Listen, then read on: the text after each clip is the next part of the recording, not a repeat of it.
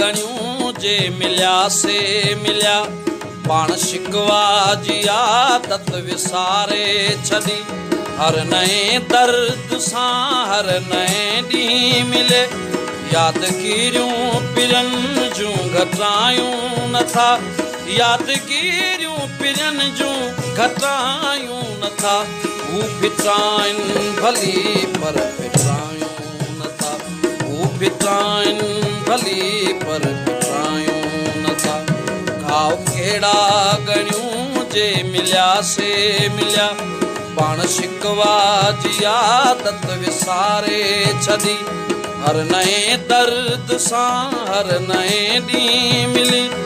यादगिरियूं पिरनि जूं घटायूं नथा यादगिरियूं पिरनि जूं घटायूं नथा हू फिटाइनि भले पर फिटायूं नथा हू फिटाइनि भली पर फिटायूं नथा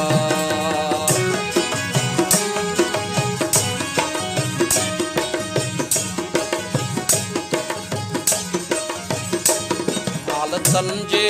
अड़ांगे सफ़र में कॾहिं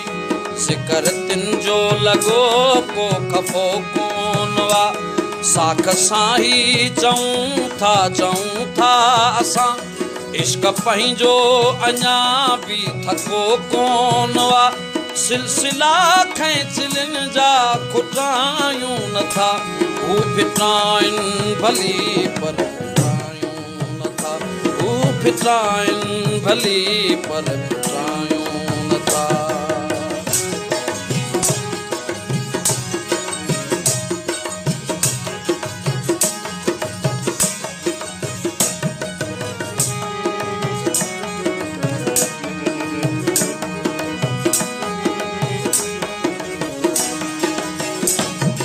सबब रंजशूं बेसबब कावड़ूं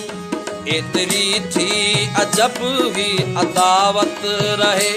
हर कदम ते निछावर कंडा था ॾिसूं मोड़ हर ते थिया ॾो रकाबत रहे पेर पुठ ते तॾहिं बि हटायूं नथा हू फिटाइनि भली पर फिटायूं नथा हू फिटाइनि भली पर फिटायूं नथा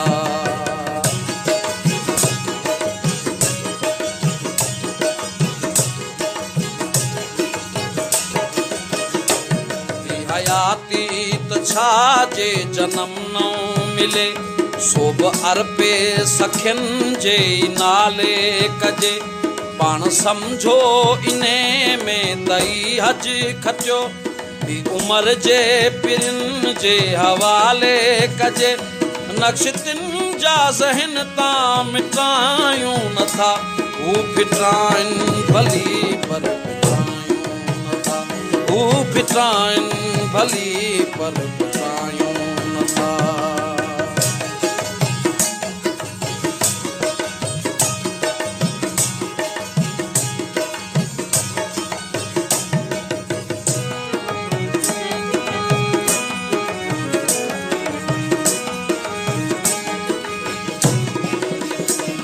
दर्द जा मरहला ही सितमगर रुगो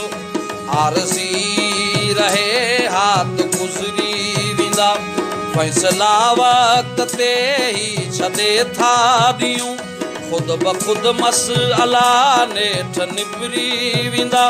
मुश्किलनि जे करे मोह मटायूं नथा हू फिटाइनि भली पर फिटायूं नथा हू फिटाइनि भली पर फिटायूं नथा घाव कहिड़ा गणियूं जे मिलिया से मिलिया पाण शिकवा जी आदत विसारे छॾी हर नए दर्द सां हर नए ॾींहुं मिले यादगिरियूं पिरनि जूं घटायूं नथा यादगिरियूं पिरनि जूं घटायूं नथा हू फिटाइनि भले पर फिटायूं नथा हू फिटाइनि भले पर फिटायूं नथा हू फिटाइनि भली पर